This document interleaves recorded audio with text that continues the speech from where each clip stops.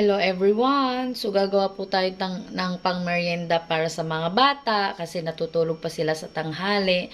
So para pagising nila may merienda na sila na smiley potato. So gagawa po tayo. So ngayon para mas madaling i-boil mo muna natin ito dito sa pressure cooker kasi mas madali po siyang maboiled.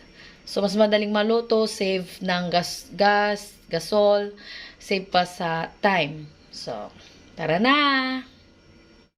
So, ayan na, na-boiled ko na. Yan. So, aalisin na natin yung balat at ilalagay dito sa malinis na plato.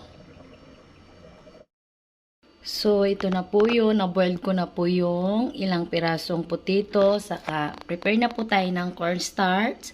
And then, asin po. Ayan. Pink salt po yan. So, kahit anong asin po. And then, breadcrumbs. So, ilalagay ko na po sa ito, tapos nang na-boil. So, himay-himay na lang po natin. And then, maglagay na lang po tayo sa plato itong mga sukat natin. So, nasa inyo na po yan kasi kayo na lang po mag-estimate kung medyo marami yung potatong na boiled nyo. So, medyo 2 spoon ng cornstarch and then depende na lang po kung gaano nyo po katigas po yung i-roll po ninyo sa smiley potato. And then the asin po, kayo na lang pong bahala kung paano nyo estimate yung lasa. Yan po. So, ito na po yung na-mash potato ko. And then, ito po yung 1 tablespoon na asin at 1 tablespoon ng paminta. And then, 2 to 3 spoon ng cornstarch. And then, 1 cup ng breadcrumbs. So, ito ilalagay na natin dito at imasimasin po natin. Imamash potato natin para gawin nating bilog at smiley potato. So, ito na yung nagiging result ng pinaghalo-halong asin, paminta, cornstarch, at breadcrumb. So, ito na, ibibilugin na natin at gagawin nating smiley potato.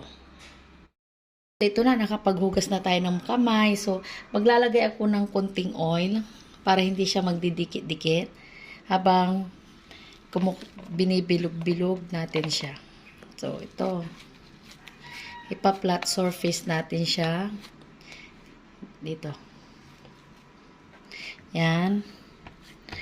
Then, so, kinuha ko na yung paano kasi wala tayong pambilog. So, ganyan.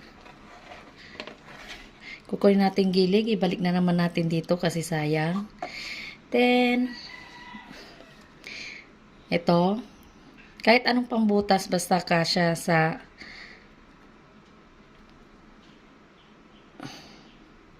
yan, ipakilapit. Yan, nandito na. Itaktak natin. Then, sa ilong, ay wag na yung ilong. So, ito na lang. Kumupay. Yan. So, ito na po yung smiley. So, ipiprito natin ganyan. So, gagawa muna tayo ha. Ganyan, ipakipantay. Yan. Okay. So, ito na yung smiley potato natin. So, gagawa pa ako. Hindi pa tapos. So, ilalagay natin sa mainit na mantika. Yan.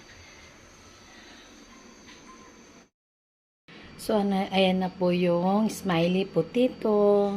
Yan.